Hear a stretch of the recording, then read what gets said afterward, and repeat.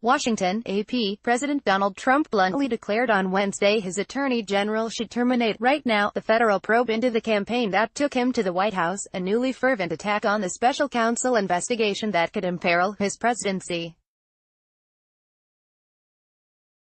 Trump also assailed the trial, just underway, of his former campaign chairman by the special counsel's team. White House Press Secretary Sarah Huckabee Sanders scrambled to explain that Trump's tweet was not an order, and the president was not directing his attorney general to do anything. "It's the president's opinion," she said. But Trump's early morning tweet storm again raised the specter that he could try to more directly bring special counsel Robert Mueller's Russia-Trump election collusion probe to a premature end. And it revived the idea that the president's tweets themselves might be used as evidence that he is attempting to obstruct justice. Meanwhile, Trump attorney Rudy Giuliani said negotiations are continuing to have Trump sit down for questions from Mueller, though the lawyer said, "I'm not going to give you a lot of hope that it's going to happen." He said both sides had exchanged proposals for conditions for such an interview, and yesterday we got a letter back from them and now we're in the process of responding. Trump has raged privately in recent days that both the forces of government and the media are trying to undermine him. That includes trumped-up charges against his former campaign chairman, Paul Manafort, and distorting the outcome of the Helsinki summit to make it appear he was beholden to Russia, according to two Republicans close to the White House who are not authorized to discuss private conversations and spoke on condition of anonymity. Trump was closely monitoring news coverage of the Manafort proceedings, which provoked the spate of incendiary tweets, according to the two Republicans and two White House officials. "The president's not obstructing, he's fighting back," said Sanders, dismissing the idea that Trump's tweets could be tantamount to obstruction of justice. The most inflammatory of Trump's tweets said, "This is a terrible situation and Attorney General Jeff Sessions should stop this rigged witch hunt right now, before it continues to stain our country any further." Bob Mueller is totally conflicted, and his 17 angry Democrats that are doing his dirty work are a disgrace to USA. The president's anger came the day after the start of the trial of Manafort, who is facing federal charges of bank fraud and tax evasion. And while Mueller did not bring any election-related charges against Manafort, the specter of the Russian investigation is hanging over the Alexandria, Virginia, courthouse and Trump's White House. Paul Manafort worked for Ronald Reagan, Bob Dole and many other highly prominent and respected political leaders, Trump tweeted. "He worked for me for a very short time. Why didn't government tell me that he was under investigation? These old charges have nothing to do with collusion, a hoax." Later the president invoked one of the nation's most notorious criminals, 1920s gangster Al Capone, and posed the question, who was treated worse, while airing his grievance about Manafort being held in solitary confinement ahead of a conviction. Manafort is in detention after having his bail revoked because of allegations that he was attempting to tamper with witnesses in his case. Federal prosecutors revealed last month that he was afforded unusual privileges while in detention. Trump has spent more than a year trying to distance himself from his one-time top political aide and to minimize the role Manafort played in his campaign.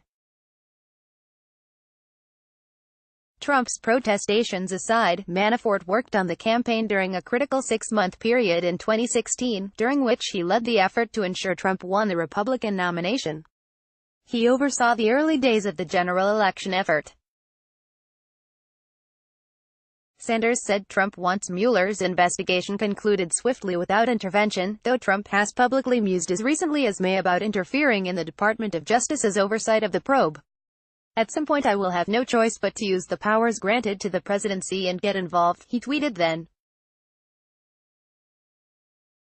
Trump has repeatedly belittled the probe as a hoax, as those close to him suggest. He feels that any talk of Russian interference tarnishes his electoral victory and delegitimizes his presidency.